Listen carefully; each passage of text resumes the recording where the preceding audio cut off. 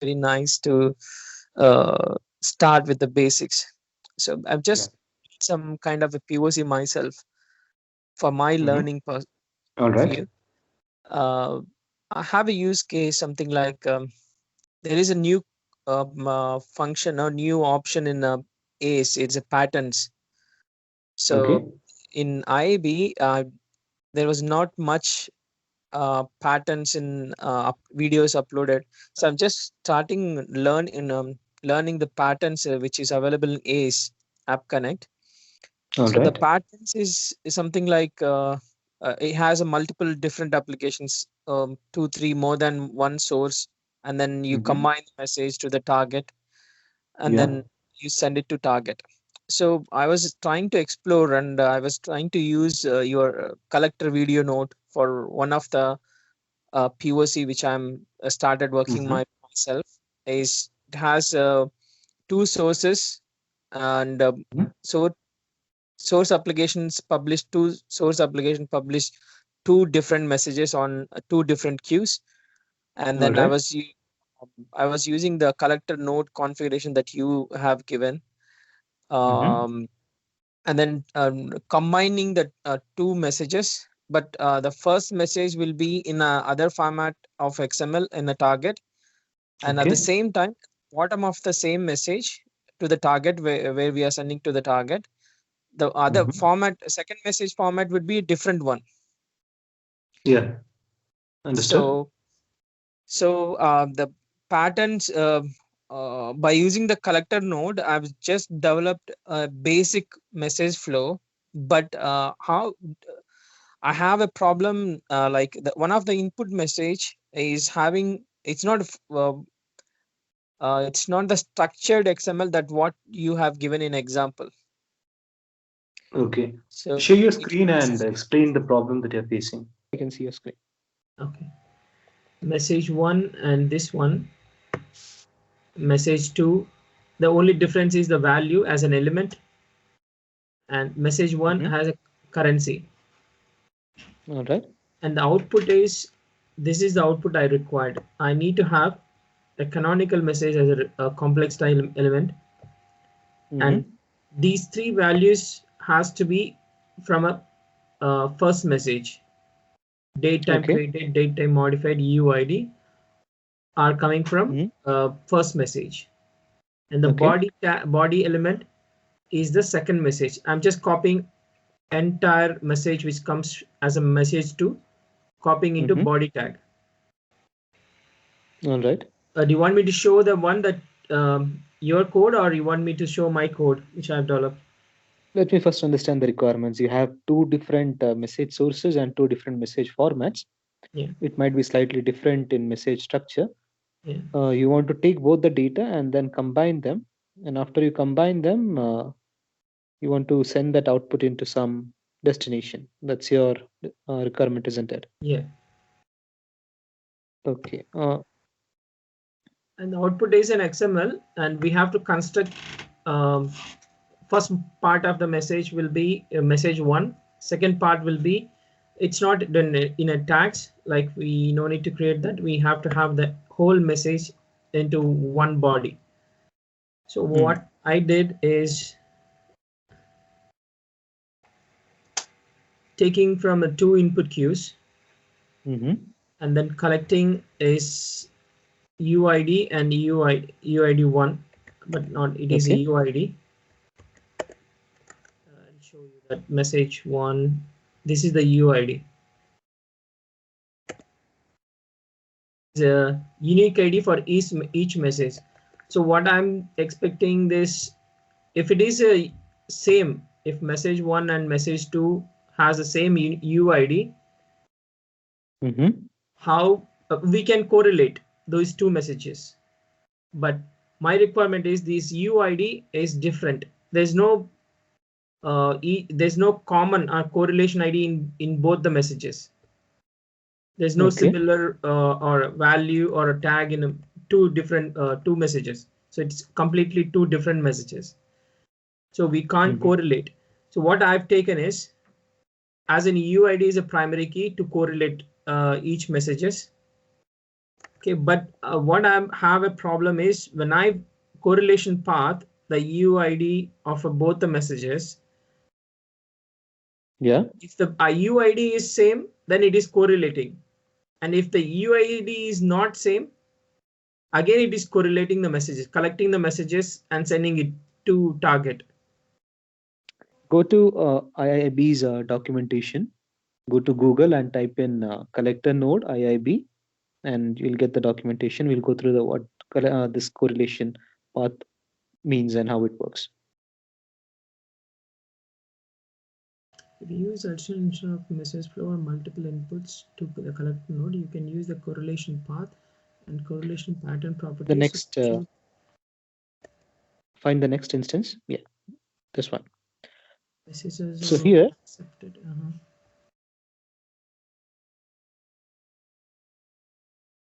If you have the same correlation string, if the message has a different correlation string, it is offered to the next collection in the queue.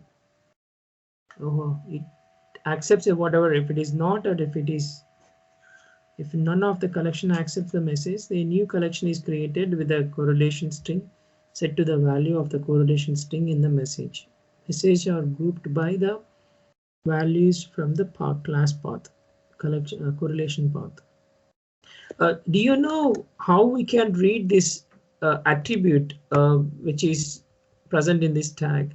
In this, show me. So what you have set in the node is not pointing towards the attribute. yeah, Go to that's what XPath expression. Yeah, I was trying to find out, but this one is not right. Slash symbol, and within the slash symbol you have put a message 1 and UUID. There's no @ symbol to point towards the attribute. You mean this is what we have to slash @. Yeah, I think it's like that. Do you have any okay, thank you very much for that. Do you have any videos on patterns? No, I have not published any videos on patterns. What do you want to do with patterns? Patterns is a reusable component. Just want to develop a reusable component where in my for example in my use case, in future I would, if currency is rather than pounds, if it is rupees or dollars, if it is added to the same message like this, pounds, dollars, and message here it's US. If that comes in a message and the pattern is reusable component, you just need to just tweak to that, and it has an error detection, logging, everything. So that's more kind of a repository for you to reusable component in a flow rather than developing a traditional flow. Pattern is similar to a plugin which is available in Eclipse. Okay, so when you create a pattern project, you'll be creating a document.jar and a few other jar files. Next, you will install that jar file in your toolkit with multiple versions and so on. So when you click on create an instance, let's start with a basic pattern which has a flow, a few nodes, and a few ESQL. In that case, when you click create, it will just copy the contents of your pattern project with that instance name. So I see that you have created a few pattern instances. Yeah, from Pattern Explorer, these are the ones that are the names by IBM. Yeah, show me the names that you have instances that you have created. Pattern 2 _ flows. Is that the one that you created? Yeah. Expand the flows, message flow and subflow. So you have a few subflows here, some eSQL, some message flows, and some content within it. These are contents that are packaged within the pattern. Every time that you create a pattern instance, you'll get the same content within it. So to make this dynamic, you showed me the value as US dollars. Mm-hmm. To handle these dynamic situations, you can code that in PHP and Java. And coding something in patterns will be very difficult. And it is much better that you code in a shared library or an application. But you can start and learn about patterns. Let's try creating a simple pattern with examples from IBM's documentation, and then try to create some dynamic nature by using these programming languages and see how far you'll get. Okay. Hmm. So this the sharing of patterns or reusable nature of pattern, the way that I see this is uh, you have a integration pattern, that is you one way traffic or request response and asynchronous uh, or pseudo synchronous behavior and splitting something and then recombining the results. So these kind of situations that you commonly encounter in integration, if these structures, these principles are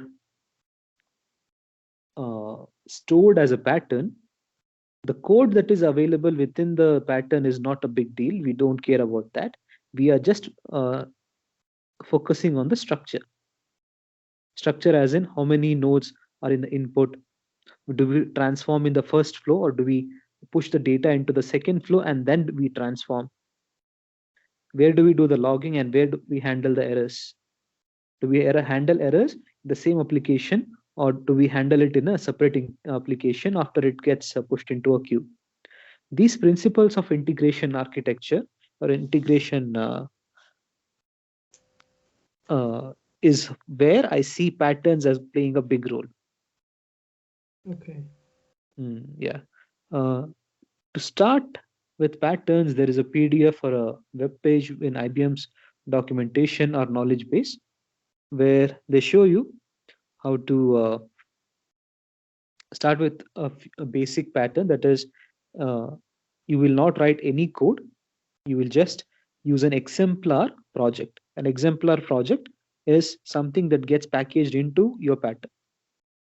For example, you have collector single source, that's a project, and that would have dependency on a few libraries or a shared library or a static library. You would select these options in IIB toolkit and say create use this as my exemplar, and when I uh, create an instance of it, copy them into my workspace.